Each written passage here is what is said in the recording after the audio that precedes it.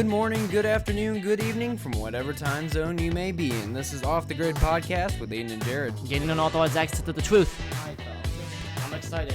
This is one that Jared's going to talk about for a long time, right? Mm-hmm. This is about Puerto Rico. Yes. But before we get into that, I would like to also mention that you can find our podcast on YouTube and Apple Podcasts. Be sure to subscribe to either one of those channels to be notified for future content. If you like this video, please give us a thumbs up. Also, be sure to leave us a comment on our YouTube channel or rate us on Apple Podcasts. If you have any questions or suggestions for future podcasts, you can email us at offthegridpodcast@gmail.com. If you share our podcast, that will really help our channel grow, really. Yeah, I mean, and don't be afraid to leave a comment on our channel, and we will also upload this to Facebook and Twitter, so when it's all said and done, so yeah, stay tuned for that. And so now, this, I don't know if this is a big topic, but it's relevant. Mm-hmm. Now, Jared, why did you want to talk about Puerto Rico? Why is this important? Why is this an important thing? It's been a thing that the U.S. has talked about for years. I mean, we're talking over 100 years now. Yeah. That it's been discussed over whether they should allow it or not.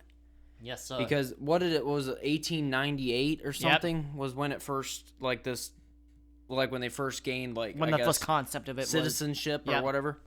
And then ever since that day, it's been constant people back and forth deciding whether it should be a state or not. Yeah.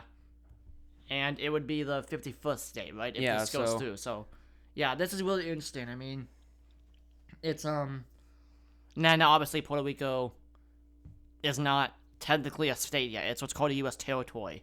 Yeah. And we took that over, I think. So, you're going to learn a little bit of history about this place, and they called it it could be seen as like a colony. Kind of like how Britain had back in the 1770s. Had a lot of those colonies. Like there was a India colony and there was an Ohio colony, actually. Do you know that? Ohio was one of the 13, which is kind of cool. No, Ohio wasn't one of the 13. Yeah, it was. That's what the Ohio flag was. That's what that originally was. That flag was originally part of the 13 colonies, if you didn't know that. That was a flag that was actually... Well, that flag, but not Ohio. Yeah. Ohio was Indian territory for the longest time. Until 1803, and then that was when it first became an official state. I don't know where the heck I heard that from, man. That was weird. I don't know where I heard that. It's not one of the 13 original states, I don't think. Oh, first funny moment of 2019. Yeah, right there. just add it on. Thanks, Aiden. Oh, man.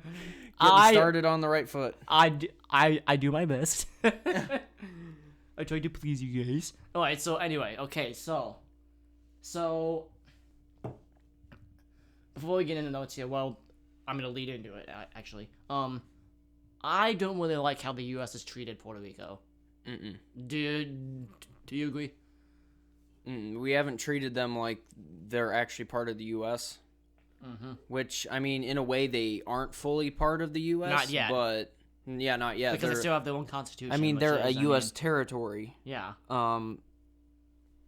Which is, it's kind of hard to tell, what is the dividing line with how you should treat them. Yeah. What's the limits we should push? Should we treat them like a state completely because they're not really a state? Or should we treat them as their own country? Or treat them as a separate country? Yeah. It's there needs to be a fine line. Kind of like California. California wants to split. Yep. So, man, that would be weird. But yeah, so split in half, like North California and South California. No, or actually made kind of like how Texas wanted to. Oh, just be a separate country? Yeah. Oh, that's stupid. Well, those crazy Californians, I don't care. They can go out into their own, their own country. They're out in left field. Right, no pun intended, left field there, but... Yeah. Oh, man, okay, so in the notes here, how has the U.S. treated Puerto Rico? Well, we are going to tell you guys. So, and Joe, do you want to read this? Yeah, Puerto Rico is a Caribbean island, and its relations with the U.S. and have been complicated to say the least. In February of 1898, which is what we mentioned earlier, the Puerto Ricans, after years of Spanish rule, they had become their own independent part of Spain, complete with a constitution and everything. But in the spring of 1898, that all changed. During the Spanish-American War, the U.S. invades and takes over Puerto Rico, not only because it was a Spanish-owned territory, but also due to Puerto Rico's interest in developing a sugar market. So basically, what they wanted to do was take all that sugar, basically, because that was a very valuable resource then. And I'm sorry that was kind of worded weird. I was just trying to, get it down as quickly as possible. So might have messed up the other one. Screwed me up a little bit, but that's all right. Yeah. So. So Puerto Rico became what's known as an unincorporated territory. Yeah. And when the Americans arrived, General Nelson Miles developed a decree manifesto in which he promised to protect the life, liberty, and happiness of all Puerto Ricans. To show that they supported the U.S., Puerto Rico began to attack Spanish-owned businesses and property. Now, keep in mind, this was during the Spanish-American War, if it didn't say that already, so... Yeah. Yeah. But later it's revealed that the Americans do not keep their promises, even after Puerto Rico helped them. Mm-hmm. And after the U.S. won the Spanish-American War, Spain ceded Puerto Rico to the U.S. in what was known as the Treaty of Paris. You've heard about that, have you? Yeah, that was a widely talked about topic in school. Yeah. Puerto Rico formed a democratically run local parliament in which people were elected. Which is good. But the U.S. ignored this. They wanted to create their own colonial system in the country. That's kind of funny. Yeah, it's kind of ironic, actually. Because we split from a colonial system, and now we're trying to do the same thing with them. Like, and we promised we'd never be like the British, but yet we're doing this. So. And it's kind of weird because when you think of colonial systems, you think of 1700, 1600 sort of thing. You think of the British. That's what do you think? Yeah, of? and plus you don't think of this time period. Yeah. Think about it. We're hitting the 1900s here when this is going on. The Model T4, the first cars yeah, being built, planes are being built. We're hitting modern times here. Industrial revolution. And yet we still have colonies, and it's like, or a form of it. What? What is this? It's like, it's weird because, you think that, everyone doesn't have a territory that's, it's just that country alone. Yeah. Russia's Russia, U.S. is U.S. And, yeah. It's not like a territory. So, but they have to complicate things. Yeah, and it's just weird because you kind of think it's outdated, but I guess which it's still, it is. It is an older, style, I guess. I just don't like how they're kind of two-faced. We were, because Washington said he wanted to freaking, get rid of the colonial system, but yet when we took over Puerto Rico, that's exactly what we did. Yeah, well, the thing is, if George Washington was still alive, things would be different. Which I doubt he wasn't. He wasn't in that time. So no, he died in 1799 or something. Yeah, right after the war. Yeah, which is sad. But anyway, yeah. So in 1901, which is start of the century here, something called the insular cases were made, which states that Puerto Rico and other territories that were ceded by the Spanish were full of alien races, and they couldn't understand Anglo-Saxon principles. Racism. Which actually, that goes back to how... That reminds me of the Trail of Tears a little bit, actually. Trail of Tears, even after that, too. Yeah. Because when there was a period of time where the U.S. wanted to make the Native Americans more English, in quotations. We talked about the Indian boarding schools. Yeah, the Indian boarding schools. Those schools. Chief podcast. Yep. Yeah, we get going all the way back to podcast 1 of 2018. Woo! That was awesome. A long time ago there, but going all the way back to the Indian boarding schools that we were talking about in the Chief Wahoo podcast. It's pretty much the same thing. You're trying to change a culture there, Mm-hmm. You're wearing your Indian's hat too. That's kind of cool. Yeah, and So I'll mention something later in the podcast too. I'm gonna bring this back up later, but that we're doing the same thing that we were doing in the Indians, and that's not right. That's not right at all. We don't learn from our mistakes. We made mistakes, and we acknowledge that we made the mistakes with the Indians with treating them the way we did, because they have some sort of. Right. I think they received some sort of money, I believe. Yep. Yeah. Yep.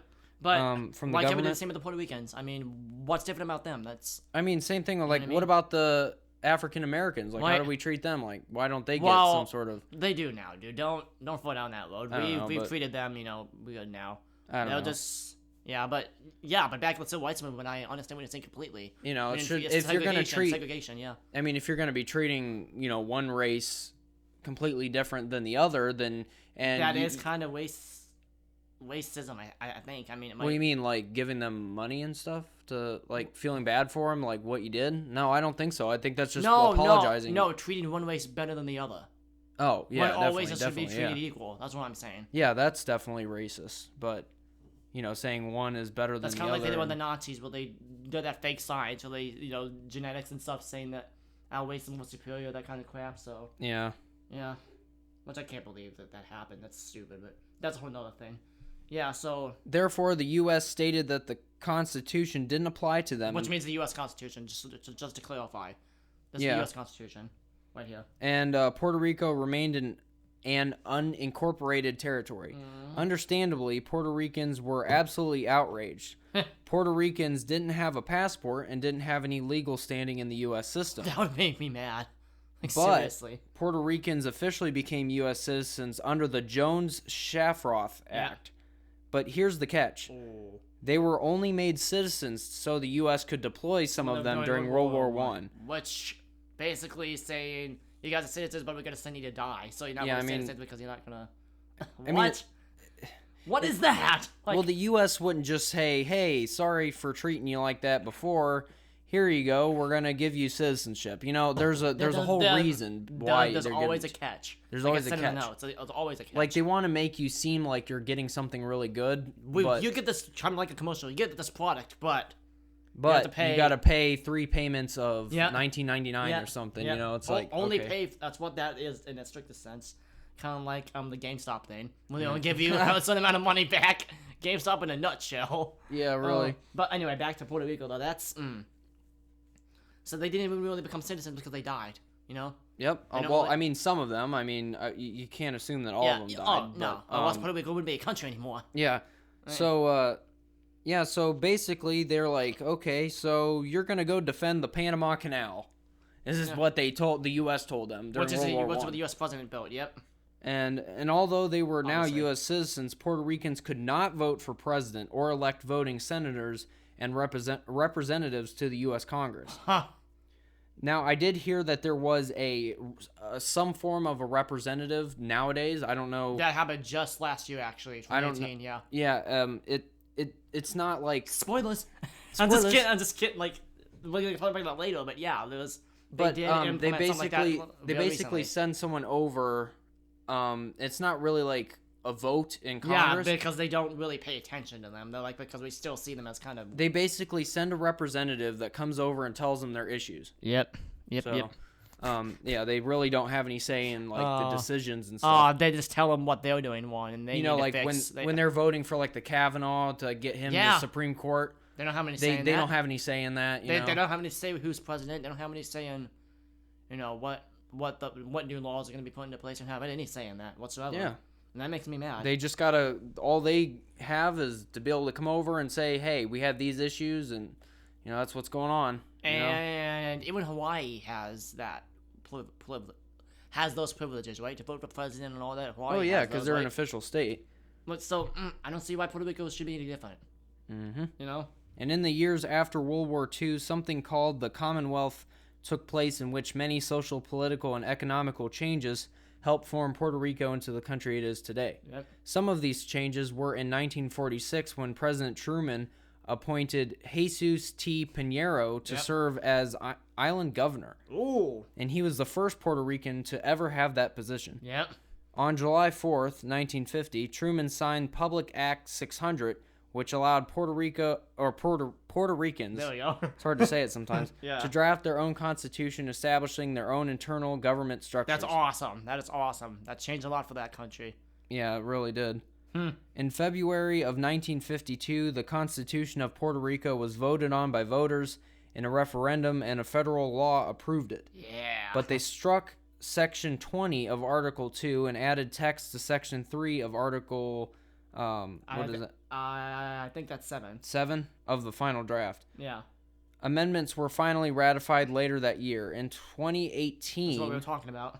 yeah, Puerto Rico was allowed to elect 35 members for its House of Representatives, and they were also allowed to elect 1 member of Congress. And that's all you need to know about the territory of, or the history. I can't read. Territory of relations. No. What? You did it again? The history of relations. No, I There we go. said that on purpose the Oh, second okay, time.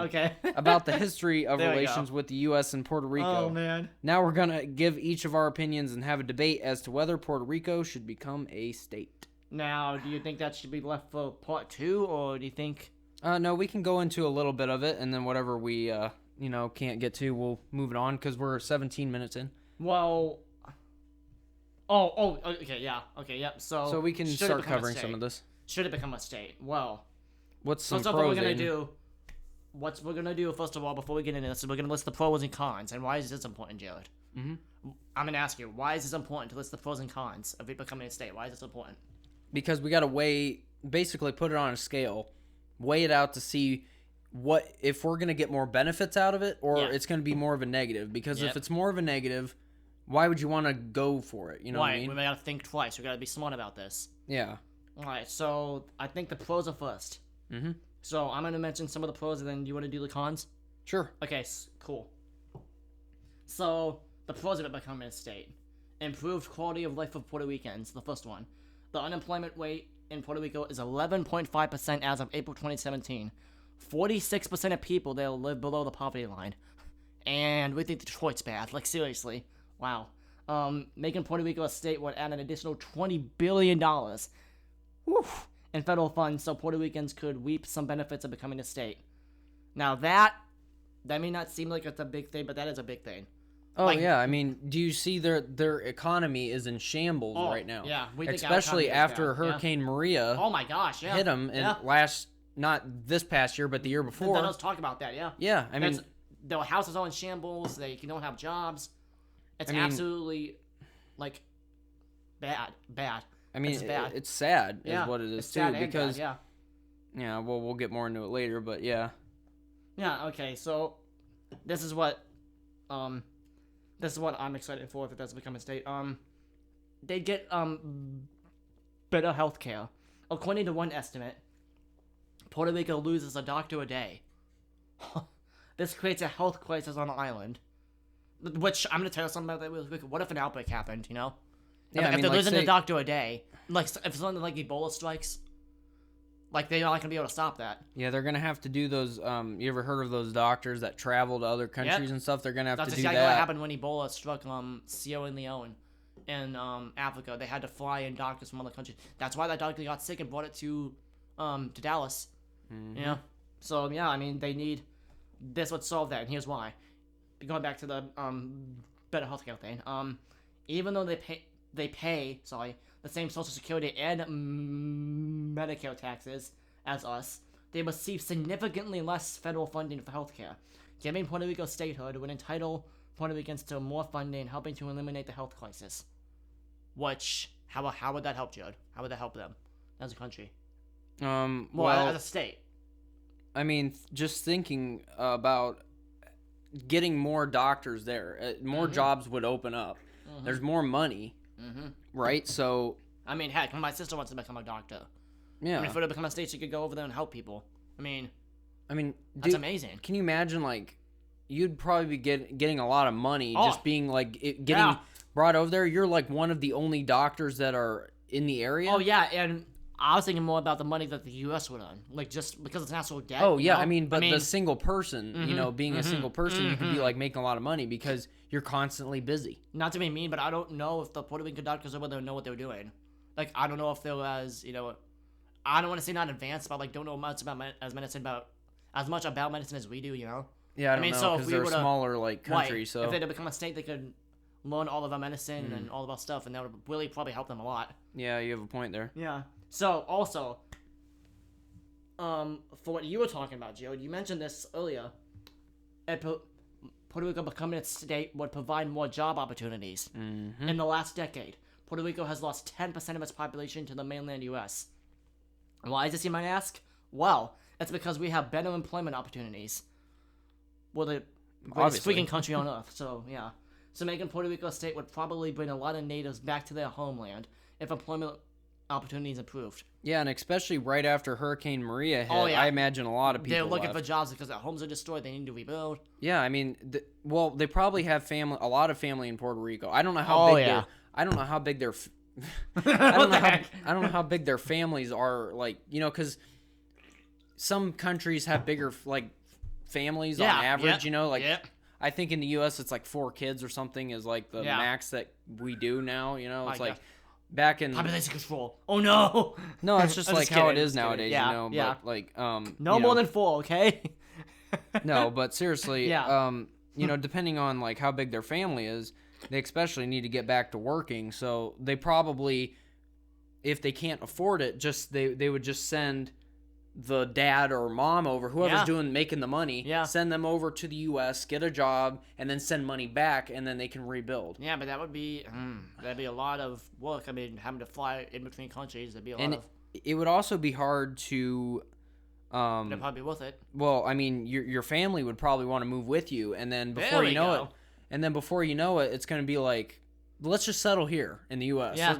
We're already here. We're already having a lot of money. Then how would that help Puerto Rico then? Because they're already going to settle in the U.S. anyway. So how would that really, you know what I mean? Yeah, it's not if the right now it's not helping because a lot of people are over there. But say if it becomes a state, then more money will be there fluctuating. Yeah. It'll kickstart their economy because I mean, look at our economy right now; it's doing really good. Thank you, Trump. Woo! Thank you, Trump. I mean, Obama will deny those. Don't trust Obama. Don't trust Obama with anything. Okay, please. Yeah, because Obama would say that I did that. It takes a couple years to go into effect. That's why it was me. And yet, it only took you, Obama, I think, a couple months for you to completely trash our economy. Good job. Good job. Sorry, what time did you take over? You hit during the recession, right? Right, yep. Oh my gosh. And he's taking credit for what's going on now. It's like, are you kidding me? You're not even in the White House. Shut up. All your... Never mind, I'm not going to even say it. Never mind. I was going to say something funny. So, yeah. Hey, you know what? I'll say it. You know what? I don't even care. All you and your family do is focus on exercise now for kids and freaking play basketball. That's all you guys do now. Seriously. Well, I mean, I guess he can retire now if he really wanted to. I don't know what he does in his Why'd you go to the NBA? Man. Anyways, I think, so definitely having Puerto Rico as a state would help provide more jobs, bring people back. Yeah. So, how did we get from Puerto Rico to Obama? What the heck? I got on a tangent there. What? Oh my god. Next one? This will help us. Because we need, God knows we need this. Making Puerto Rico a state would increase tax revenue for the U.S. And help us get out of debt. Yep, as a state, Puerto Rico would be required to pay federal taxes like everyone else. Man up and be adults. This would increase revenue in the Federal Reserve each year. It's estimated that Puerto Rico would have to pay $2.3 billion in federal income taxes each year. Now, this kind of plays hand in hand with the job opportunities. Yep. Because... Which I don't know why I made it separate, but that was kind of a stupid decision on my part, but... No, I mean, they just tie into each other because... Yeah. Here's the thing. You got to have people with jobs in order to get the tax revenue. Yeah. So if... You know, we got to get these jobs kickstarted. Then once people are getting a good income and they rebuild, then they can start sending tax revenue over. That's where the U.S. starts to benefit. Oh, yeah. Yeah, so yep. Yeah, okay.